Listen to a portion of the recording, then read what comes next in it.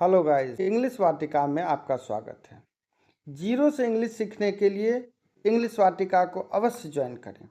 यहाँ पर आपको बेसिक लेवल से इंग्लिश सिखाई जाती है। इस चैनल से जुड़ें, इसके वीडियोस को आप ध्यानपूर्वक देखें, समझने का कोशिश करें। यदि चीज़ें आपको समझ में ना आती है तो आप उसे कमेंट में मेंशन अवश्य करें। अगले एपिसोड में, अगले वीडियोस में मैं उन प्रॉब्लम्स को भी सॉल्व करने की कोशिश करूंगा। आप यहाँ जुड़ें और अंग्रेजी सीखें। आज जो हम आपके लिए टॉपिक ले आए हैं वह टॉपिक इंग्लिश लैंग्वेज के दृष्टिकोण से, अंग्रेजी भाषा के दृष्टिकोण से बिल्कुल बेसिक लेकिन बहुत ही इम्पॉर्टेंट टॉपिक है।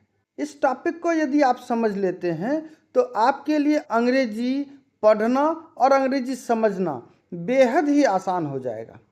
इसलिए इसे ध्यान से देखें, पूरा देखें और इसको कई बार देखें ताकि आपको ये चीज़ बिल्कुल अच्छी तरीके से समझ में आ जाए, ताकि आपके लिए पढ़ना और अंग्रेजी समझना दोनों ही आसान हो। चलिए शुरू करते हैं। आज का टॉपिक है subject, verb, complement and object. यह बेहद ही बेसिक टॉपिक है लेकिन यह बहुत ही इम्पॉर्टेंट टॉपिक है। तो यहाँ हम देख लेते हैं। सब्जेक्ट का अर्थ होता है कर्ता, वर्ब का अर्थ होता है क्रिया, कॉम्प्लीमेंट का अर्थ होता है पूरक और ऑब्जेक्ट का अर्थ होता है कर्म। आज हम इन्हीं 4 टॉपिक्स के ऊपर डिस्कस करेंगे। इन 4 टॉपिक्स को डिटेल में समझेंगे और अपनी अंग्रेजी को और बेहतर करेंगे। चलिए, अब सबसे पहले हम जिसकी चर्चा करने वाले हैं वह है सब्जेक्ट। सब्जेक्ट का अर्थ होता है कर्ता, कर्ता का अर्थ होता है करने वाला। हर सेंटेंस में एक सब्जेक्ट होता है, अर्थात हर सेंटेंस में कोई ना कोई क्रिया को करने वाला होता है। तो वाक्य में जिस व्यक्ति, वस्तु या विचार के बारे में कुछ कहा जाता है उसे सब्जेक्ट कहते हैं। यह हमेशा क्रिया अर्थात वर्ब, करने वाला, होने वाला या सहने वाला होता है। अर्थात हर सेंटेंस में जो सब्जेक्ट होगा वो या तो करने वाला होगा, जैसे कि राम पढ़ता है तो पढ़ना का काम जो कर रहा है वो राम है तो राम सब्जेक्ट है। या होने वाला होगा, जैसे वह एक लड़का है, वह एक व्यापारी है तो वह व्यापारी होने का काम कर रहा है, या वह लड़का होने का काम कर रहा है तो इसीलिए वह वहाँ दोनों सेंटेंस में वह सब्जेक्ट हो गया। इससे संबंधित पहले नियम को देख लेते हैं। सब्जेक्ट अक्सर वाक्य की शुरुआत में आता है। हमें यह ध्यान रखना है कि जितना भी बड़ा वर्ड हो, संभवतः सब्जेक्ट हमेशा वाक्य के शुरुआत में ही रहता है, लेकिन हर सेंटेंस में वाक्य के शुरुआत में ही आ जाए ऐसी कोई जरूरी भी नहीं है। लेकिन सामान्य तौर पर सब्जेक्ट वाक्य के शुरुआत में ही रहता है। खास तौर पर जब हम अंग्रेजी पढ़ना स्टार्ट करते हैं, बेसिक लेवल से स्टार्ट करते हैं, तो ऐसे बेसिक सेंटेंसेस में, बेसिक वाक्य में जो सामान्य स्तर का जो वाक्य होता है उसमें सब्जेक्ट अर्थात कर्ता शुरुआत में ही रहता है। यह संज्ञा, सर्वनाम या कोई वाक्यांश भी हो सकता है। सब्जेक्ट संज्ञा भी हो सकता है और सर्वनाम भी हो सकता है, या फिर कोई फ्रेज यानी कि कुछ शब्दों का समूह भी हो सकता है। यह भी हमें ध्यान रखना है। अर्थात सब्जेक्ट हमेशा एक ही शब्द में हो यह जरूरी नहीं है। शब्द एक से ज़्यादा भी हो सकता है, यानी ग्रुप ऑफ वर्ड्स भी हो सकता है सब्जेक्ट के रूप में। वर्ब हमेशा सब्जेक्ट के अनुसार बदलता है, वह सिंगुलर और प्लूरल हो सकता है। वर्ब जो है, हमें ध्यान रखना है कि वर्ब हमेशा सब्जेक्ट के अनुसार ही आता है। सब्जेक्ट यदि सिंगुलर होगा तो वर्ब भी सिंगुलर होगा, सब्जेक्ट यदि प्लूरल होगा तो वर्ब भी प्लूरल होगा। चलिए अब कुछ उदाहरण के साथ इसे समझते हैं। Ram pledge cricket. Ram pledge cricket में राम जो है यह एक सब्जेक्ट है। राम क्रिकेट खेलता है, जिसमें करने वाला यानी कि खेलने वाला जो है वो राम है, इसीलिए राम इसका सब्जेक्ट हो गया। शी इज ए डॉक्टर, वह एक डॉक्टर है। यहाँ वह जो है डॉक्टर होने का काम कर रहा है, इसीलिए सी जो है वो इसका सब्जेक्ट हो गया। हिंदी में वह इसका सब्जेक्ट हुआ। The sun rises in the east, सूरज पूरब में उगता है। यहाँ उगने का काम सूरज कर रहा है, इसीलिए सूरज इसका सब्जेक्ट है। इंग्लिश में द सन इसका सब्जेक्ट हुआ। Birds are flying in the sky, पक्षी आकाश में उड़ रहे हैं।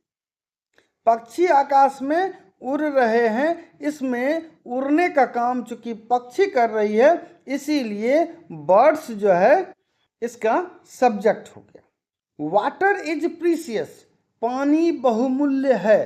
तो बहुमूल्य चीज जो है वो होने का काम वो पानी कर रही है, इसीलिए पानी इसका सब्जेक्ट हो गया। अंग्रेजी में water. Children are playing in the park, बच्चे पार्क में खेल रहे हैं। खेलने का काम बच्चे कर रहे हैं, इसीलिए बच्चे जो है इसका सब्जेक्ट हो गया। इंग्लिश में चिल्ड्रन इसका सब्जेक्ट है। द डॉग इज बार्किंग, कुत्ते भौंक रहे हैं। तो द डॉग इज बार्किंग, कुत्ता भौंक रहा है। तो कुत्ता जो है भौंकने का काम कर रहा है, इसीलिए इस सेंटेंस में कुत्ता सब्जेक्ट है और अंग्रेजी में द डॉग सब्जेक्ट है। Honesty is the best policy, ईमानदारी सबसे अच्छी नीति है। तो सबसे अच्छी नीति होने का काम ईमानदारी को जाता है, यानी सबसे अच्छी नीति होने का श्रेय जो है वो ईमानदारी को जाता है, इसलिए सेंटेंस में ईमानदारी जो है वो सब्जेक्ट है और इंग्लिश में ऑनेस्टी सब्जेक्ट है। My brother is very intelligent, मेरा भाई बहुत बुद्धिमान है। बुद्धिमान होने का काम मेरा भाई कर रहा है, इसीलिए मेरा भाई यहाँ पे सब्जेक्ट है, जबकि अंग्रेजी में माय ब्रदर इसका सब्जेक्ट होगा। वी लव आवर कंट्री, हम अपने देश से प्रेम करते हैं। प्रेम करने का काम हम कर रहे हैं, इसीलिए हम इसका सब्जेक्ट है और इंग्लिश में वी इसका सब्जेक्ट हो। इसके अलावा कुछ हम ग्रुप ऑफ वर्ड्स वाले सेंटेंस को भी देख लेते हैं। ग्रुप ऑफ वर्ड्स में जैसे कि the capital of Bihar is Patna. अब यहाँ पे जो देख रहे हैं द कैपिटल ऑफ बिहार, ये पूरा ही इसका सब्जेक्ट है, क्योंकि कैपिटल ऑफ बिहार होने का काम कर रहा है पटना। तो इसीलिए वो जो पूरा सेंटेंस हुआ कैपिटल ऑफ बिहार, ये इसका सब्जेक्ट हो जाएगा। तो यहाँ एक वर्ड सब्जेक्ट ना होके एक से ज़्यादा वर्ड यानी ग्रुप ऑफ वर्ड्स इसका सब्जेक्ट हो गया। इंग्लिश में सब्जेक्ट के बाद जो दूसरा सबसे महत्वपूर्ण टॉपिक होता है वो वर्ब है। वर्ब का अर्थ होता है क्रिया, क्रिया का अर्थ काम, यानी कोई भी काम जो है उसको हम क्रिया कह सकते हैं। जैसे आना जाना, खाना पीना, हंसना रोना, उठना बैठना, लड़ना झगड़ना, ये सभी क्रिया का ही हिस्सा है, अर्थात ये सब काम है और जो भी चीज़ काम है वो क्रिया है। वाक्य में जो काम यानी एक्शन या स्थिति अर्थात स्टेट बताता है उसे वर्ब कहते हैं। मतलब आपके पास ट्रांसलेशन के लिए जो भी सेंटेंस आएगा उसको आपको दो कैटेगरी में रखना है। या तो उस सेंटेंस में जो वर्ब होगा वो एक्शन यानी काम को बताएगा, या फिर वो स्टेट यानी स्थिति या अवस्था को बताएगा। अब इससे जुड़े कुछ और नियम को हम समझ लेते हैं तो बातें और स्पष्ट हो जाएगी। वर्ब हमेशा सब्जेक्ट से जुड़ा होता है। किसी भी सेंटेंस में वर्ब का प्रयोग सब्जेक्ट के अनुसार होता है। यदि सब्जेक्ट सिंगुलर अर्थात एक वचन का होगा तो वर्ब भी सिंगुलर अर्थात एक वचन वाला होगा। यदि सब्जेक्ट प्लूरल अर्थात बहुवचन होगा तो वर्ब भी बहुवचन का होगा। अब यहाँ देखिए सेंटेंस में प्रयोग के हिसाब से, जैसा कि आपको अभी बताया गया कि दो तरह के सेंटेंस आपको मिलेंगे, एक में एक्शन होगा और दूसरे में स्टेट यानी अवस्था या स्थिति होगा। वर्ब भी यहाँ दो तरह के मिलेंगे, एक को हम एक्शन वर्ब कहेंगे, दूसरे को लिंकिंग वर्ब कहेंगे। अर्थात जिस सेंटेंस में आपको ऑब्जेक्ट दिखाई देगा वहाँ एक्शन वर्ब होगा, और जिस सेंटेंस में आपको स्टेट अर्थात अवस्था या स्थिति दिखाई देगा वहाँ पे लिंकिंग वर्ब होगा। एक्शन वर्ब जैसे प्ले, कम, रीच, अराइव, गो, रीड, राइट, ये सब एक्शन वर्ब की कैटेगरी में आता है, क्योंकि यहाँ पे कुछ ना कुछ कार्य हो रहा है ऐसा दिखता है। जबकि लिंकिंग वर्ब की कैटेगरी में यानी अवस्था बताने वाले वाक्यों में लिंकिंग वर्ब जो होगा वो सामान्य तौर पे is, are, am, was, were इस तरह का वर्ब रहेगा। वर्ब वाक्य का सबसे जरूरी हिस्सा है। किसी भी सेंटेंस में जब हम सब्जेक्ट का चयन कर लेते हैं तो वर्ब सबसे महत्वपूर्ण रोल निभाता है, क्योंकि वर्ब ही है जो कार्य को बताता है। यदि हम वर्ब का प्रयोग सही से नहीं करेंगे तो गलतियां होती रहेंगी। इसीलिए वर्ब को समझना बहुत ही आवश्यक है और बहुत ही आसान भी है। जैसा कि अभी ट्रांसलेशन के हिसाब से मैं आपको बता रहा हूँ, ये जो काइंड्स ऑफ वर्ब है यह ग्रामर के हिसाब से नहीं बता रहा हूँ, ये ट्रांसलेशन में जो प्रयोग होता है उस प्रयोग के आधार पर मैं अभी आपको बता रहा हूँ। तो इसलिए ट्रांसलेशन करते समय, बेसिक लेवल का ट्रांसलेशन करते समय आपको वर्ब के केवल दो काइंड्स को ध्यान में रखना है, एक लिंकिंग वर्ब और दूसरा एक्शन वर्ब। एक्शन वर्ब जब भी सेंटेंस में होगा तो उसमें आना, जाना, खाना, पीना इस तरह का जो है क्रिया दिखाई देगा, लेकिन जो लिंकिंग वर्ब होगा वह इज, आर, एम या हिंदी में है, हूँ, हो, था, थे, थी इस तरह का चीज़ दिखाई देगा। अब इसको कुछ उदाहरण से समझते हैं। सी रन्स फास्ट, वह तेज दौड़ती है। यहाँ रन्स है अर्थात ये एक्शन वर्ब है, यानी दौड़ना एक्शन वर्ब हो गया। दे प्ले फुटबॉल, यहाँ प्ले है ये एक्शन वर्ब है जिसका हिंदी खेलना होता है। आई इट मैंगोज, मैं आम खाता हूँ, यहाँ खाना क्रिया है, यह भी एक्शन वर्ब है, इंग्लिश में इट ये एक्शन वर्ब हो गया। वी स्टडी इंग्लिश, हम लोग अंग्रेजी पढ़ते हैं या हम अंग्रेजी पढ़ते हैं, यहाँ पढ़ना क्रिया है जो कि एक्शन वर्ब है, और इंग्लिश में स्टडी एक्शन वर्ब है। The baby is crying, crying means रोना, रोना एक्शन वर्ब है अर्थात एक्शन क्रिया है, और इंग्लिश में क्राइंग जो है वो एक्शन वर्ब है। अब नीचे जो हम देख रहे हैं अगला sentence, he is a doctor, Ram is a businessman, यहाँ भी फिर इज है और हिंदी में यहाँ भी है आपको दिखाई दे रहा है। मैथमेटिक्स इज वेरी डिफ़िकल्ट, गणित काफ़ी कठिन है, यहाँ भी हिंदी में वर्ब के रूप में है और अंग्रेजी में इज है। इंग्लिश इज़ वेरी इजी, यहाँ भी इज है वर्ब के रूप में और हिंदी में है। इसके अलावा भी सेंटेंस हो सकता है कि mathematics was very difficult, Ram was a businessman, इस तरह से वाज वेयर का भी प्रयोग हो सकता है। तो यहाँ पे हम क्या देखें कि ऊपर के सेंटेंसेस में 5 सेंटेंसेस में जहाँ रन, प्ले, ईट, स्टडी और क्राई का प्रयोग था तो ये सब एक्शन को बता रहा था, जबकि नीचे में अवस्था को बता रहा है, स्थिति को बता रहा है, उसके स्टेटस को बता रहा है कि वह एक डॉक्टर है, वह बिजनेसमैन है, वह व्यापारी है, इस तरह की चीज़ें, तो वहाँ उसकी अवस्था या स्थिति बताई जा रही है। अर्थात ऊपर के सेंटेंस में नीचे के सेंटेंस में एक और आपको अंतर दिखाई देगा। जब हम कहते हैं वह तेज दौड़ता है तो दौड़ने का काम वह कर रहा है, जबकि नीचे के सेंटेंस में जब हम देख रहे हैं छठे सेंटेंस में वह एक डॉक्टर है, तो डॉक्टर और वह कोई अलग अलग व्यक्ति नहीं है, दोनों एक ही व्यक्ति है। इसका अर्थ ये हुआ कि यदि आपको ऐसा सेंटेंस दिखाई दे जहाँ पर सब्जेक्ट और ऑब्जेक्ट जैसा दिखने वाला चीज़ दोनों एक ही व्यक्ति या वस्तु की ओर इशारा करे, इंगित करे, तो आप समझ लेंगे ऐसे सेंटेंसेस में लिंकिंग वर्ब का प्रयोग हुआ है। और सामान्य तौर पर यदि आप देखेंगे इंग्लिश में तो आपको लिंकिंग वर्ब ऐसे समझ लेना है कि is, are, am, was, were का प्रयोग अगर देख लें तो समझ जाएं कि ये लिंकिंग वर्ब वाला सेंटेंस है, क्योंकि इसमें इसके अलावा और कोई वर्ब नहीं है।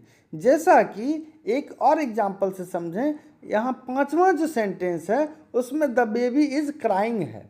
यहाँ पे इज का प्रयोग हुआ है, लेकिन उसके बाद क्राई का भी प्रयोग है। क्राई का अर्थ होता है रोना। रोना जो है एक काम है, अर्थात वो एक्शन वर्ब की कैटेगरी में आ गया। जबकि ये नीचे के सेंटेंसेस में आप देख रहे हैं इस तरह का कोई अदर वर्ड वर्ब वाला आया ही नहीं है। इसीलिए हम मान के चलते हैं कि इस सेंटेंसेस में कहीं भी कोई एक्शन वर्ब नहीं है, अर्थात केवल लिंकिंग वर्ब है।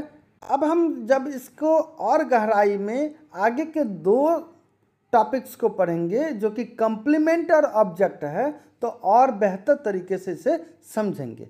इसके बाद जो एक्सरसाइज है उसमें और ज़्यादा स्पष्टता आ जाएगी। तीसरा जो टॉपिक है वो कंप्लीमेंट है, ये पूरक है।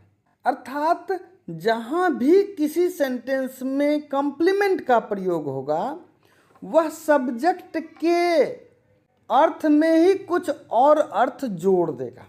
एक एग्जाम्पल से हम समझें तो ऐसे समझ सकते हैं कि जैसे वह एक डॉक्टर है तो वह के विषय में ही यह बात कही जा रही है कि एक डॉक्टर है। यह वह से ही इसका रिलेशन है एक डॉक्टर का, अर्थात वह और डॉक्टर दोनों अलग अलग व्यक्ति नहीं है, दोनों एक ही व्यक्ति है। तो ऐसे सेंटेंस में ये जो डॉक्टर शब्द आया ये कंप्लीमेंट हो गया, अर्थात ही को पूरा करने के लिए आया, ही में कुछ और अर्थ को जोड़ने के लिए आ गया। वर्ब के बाद आने वाला वह शब्द या वाक्यांश जो सब्जेक्ट या ऑब्जेक्ट के बारे में अतिरिक्त जानकारी देता है उसे कंप्लीमेंट कहते हैं। नोट के तरह पे अगर हम इसको देखें तो यहाँ पे is, are, am, was, were, become, seem, look जैसे लिंकिंग वर्ब के बाद आता है। ये सब सेंटेंसेस में जो कंप्लीमेंट होगा वो is, are, am, was, were, etc के बाद ही आएगा। तो यहाँ पर अक्सर बच्चे ऐसे वर्ड्स को वो ऑब्जेक्ट समझ लेते हैं, जबकि ये ऑब्जेक्ट नहीं है, यह कंप्लीमेंट है। चलिए कंप्लीमेंट से संबंधित कुछ और डिटेल नियम को जान लेते हैं। कंप्लीमेंट वर्ब को पूरा करता है। कंप्लीमेंट हमेशा लिंकिंग वर्ब के साथ आता है और कंप्लीमेंट नाउन, एडजेक्टिव या प्रोनाउन हो सकता है। अब ये 3 बातें कंप्लीमेंट से जुड़ी हुई है कि कंप्लीमेंट वर्ब को पूरा करता है, कंप्लीमेंट हमेशा लिंकिंग वर्ब जैसे कि is, are, am, was, were, etc के साथ आता है, और कंप्लीमेंट नाउन भी हो सकता है, एडजेक्टिव भी हो सकता है और प्रोनाउन भी हो सकता है। अब जब हम इससे संबंधित कुछ उदाहरण देखेंगे तो और स्पष्टता से इसे हम समझ लेंगे। सी इज ए टीचर, वह एक अध्यापिका है। यहाँ जो पहले सेंटेंस में ए टीचर देख रहे हैं इसके ठीक पहले इज है, और इस सेंटेंस में इज के साथ कोई अन्य एक्शन वर्ब नहीं है, तो इसीलिए यह कंप्लीमेंट हो गया। दूसरा सेंटेंस देखते हैं, ही बिकेम ए डॉक्टर, वह डॉक्टर बन गया। यहाँ भी हम देख रहे हैं कि वह और डॉक्टर एक ही व्यक्ति है, और ये डॉक्टर और वह के बीच में बिकम शब्द आया, यानी जो कि होना को बता रहा है, किसी अन्य क्रिया को नहीं बता रहा है, अर्थात यह भी स्थिति या अवस्था को ही बता रहा है। द स्काई लुक्स ब्लू, तो स्काई और ब्लू दोनों एक ही व्यक्ति या वस्तु है। तो स्काई जैसे कि आसमान हुआ, तो आसमान ही ब्लू है, अब ब्लू ही आसमान है, तो इसलिए दोनों एक ही चीज़ है। तो इसीलिए यहाँ भी ये स्थिति या अवस्था को ही बता रहा है, इसलिए यह भी जो है एक कॉम्प्लीमेंट हो गया। My father is very kind, my father is very kind, kind my father हैं और माई फादर ही काइंड है, और सेंटेंस के बीच में हम इज देख रहे हैं, इसलिए यह भी कॉम्प्लीमेंट हो गया। दे आर हैप्पी, वे लोग प्रसन्न हैं या वे खुश हैं। तो यहाँ देख रहे हैं कि दे आर हैप्पी, हैप्पी कौन है तो दे है, और दे क्या है तो हैप्पी है, तो दोनों दे और हैप्पी एक ही है, और बीच में हम देख रहे हैं आर है, इसीलिए यहाँ भी कॉम्प्लीमेंट है। दिस हाउस इज माइन, यहाँ पे मेरा जो माइन है या अर्थात मेरा है, तो वह घर है और घर मेरा है, दोनों एक ही वस्तु है। द स्टोरी सिम्स इंटरेस्टिंग, यानी कहानी रोचक लगती है। यहाँ लगना यह भी एक तरीके से स्थिति या अवस्था को बता रहा है। यहाँ इंटरेस्टिंग जो है वो स्टोरी है और स्टोरी जो है इंटरेस्टिंग है, अर्थात दोनों चीज़ अलग अलग नहीं है, दोनों का संबंध एक दूसरे से है, इसीलिए यह भी कॉम्प्लीमेंट है। द फूड इज डिलीशियस, इस सेंटेंस में भी हम देख रहे हैं फूड डिलीशियस है और डिलीशियस ही फूड है, अर्थात ये दोनों चीज़ का संबंध भी एक ही चीज़ से है। ही वाज एंग्री, यहाँ देख रहे हैं ही वाज एंग्री, वह गुस्से में था, एंग्री ही था और ही एंग्री था, अर्थात यह दोनों भी एक ही चीज़ की ओर, एक ही व्यक्ति की ओर इशारा कर रहा है। द आंसर इज करेक्ट, यहाँ करेक्ट आंसर है और आंसर ही करेक्ट है। यहाँ भी हम देख रहे हैं कि इसमें वर्ब के रूप में इज का प्रयोग हुआ है, इसीलिए हम यहाँ भी समझ गए कि यहाँ भी कॉम्प्लीमेंट ही है। अतः अब हमें लगता है कि आपको ये समझ में आ गया होगा कि ऐसे सेंटेंस जहाँ पर इज आर एम के अलावा कोई अदर वर्ड वर्ब के रूप में ना हो, तो हम समझ लेंगे कि वैसे सेंटेंसेस में कॉम्प्लीमेंट का प्रयोग हुआ है।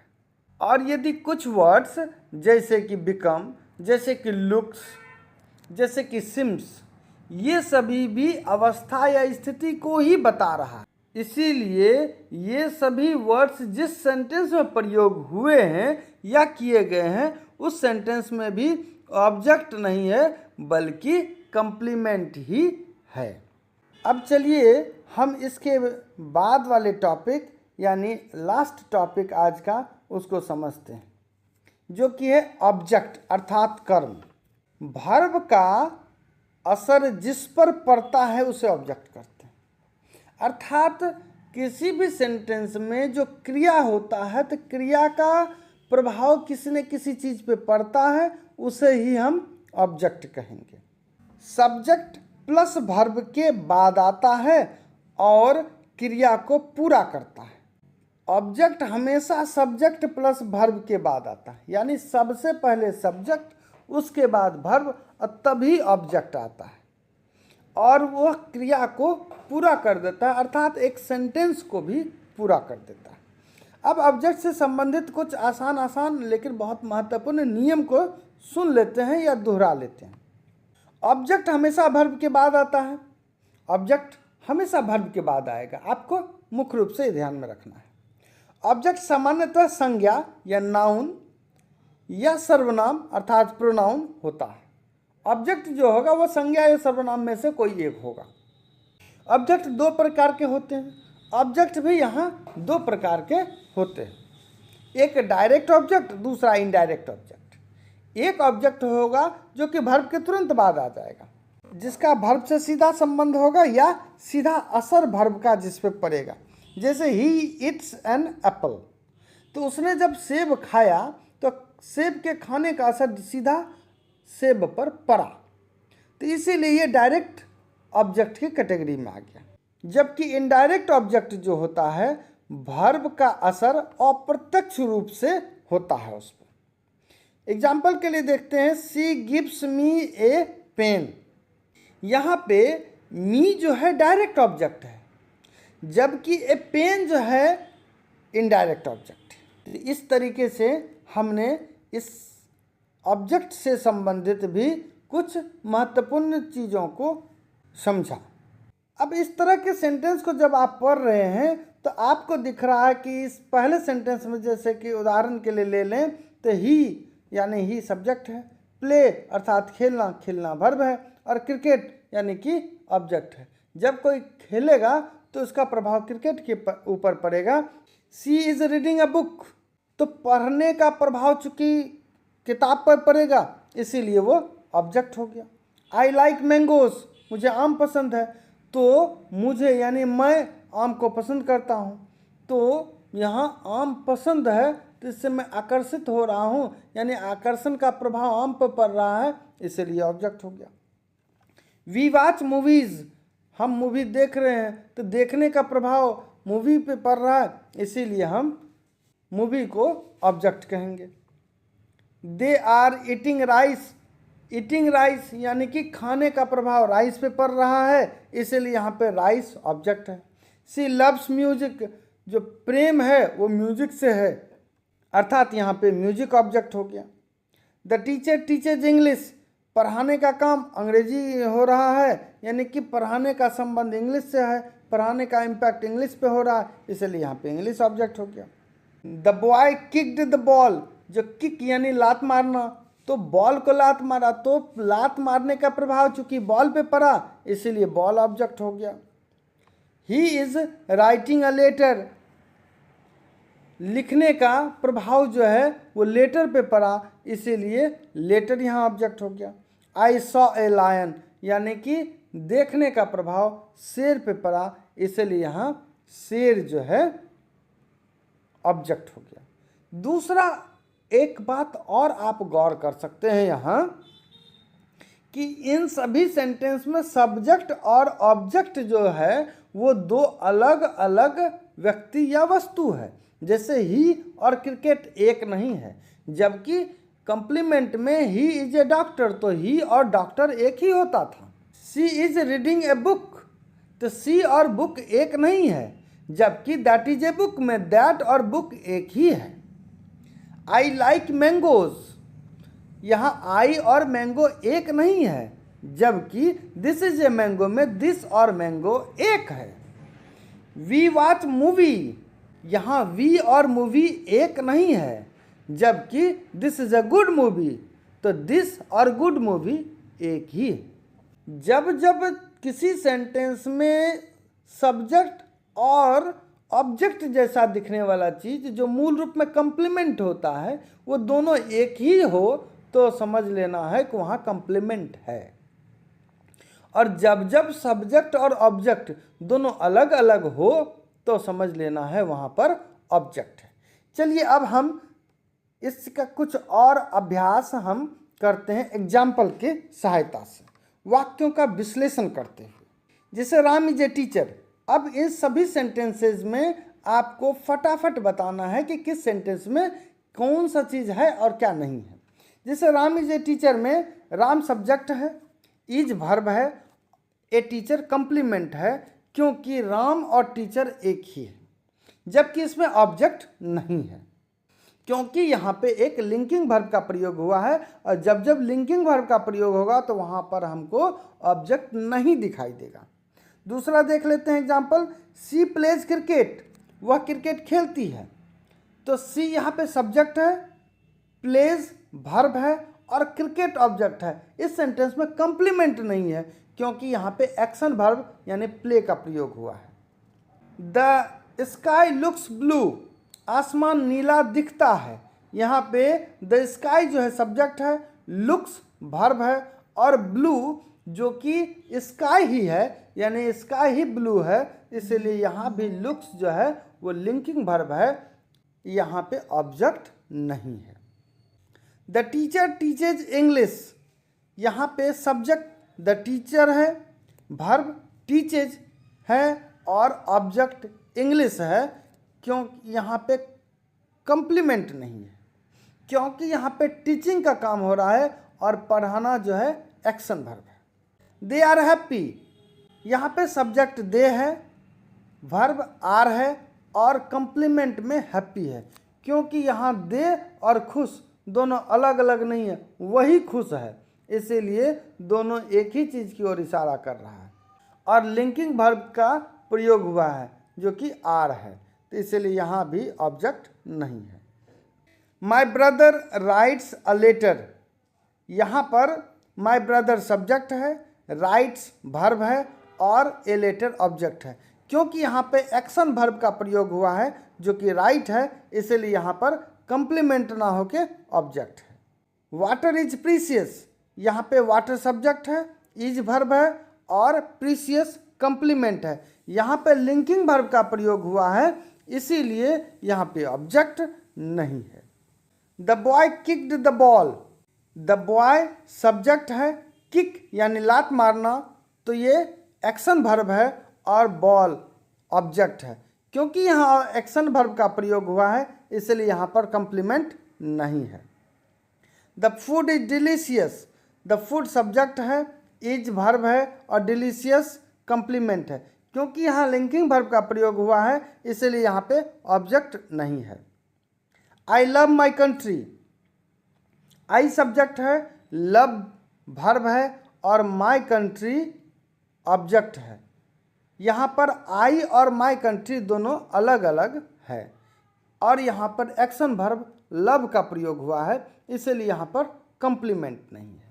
उम्मीद करते हैं आपको अब सब्जेक्ट, वर्ब, ऑब्जेक्ट और कंप्लीमेंट ये चारों बेहतर ढंग से समझ में आ गया होगा।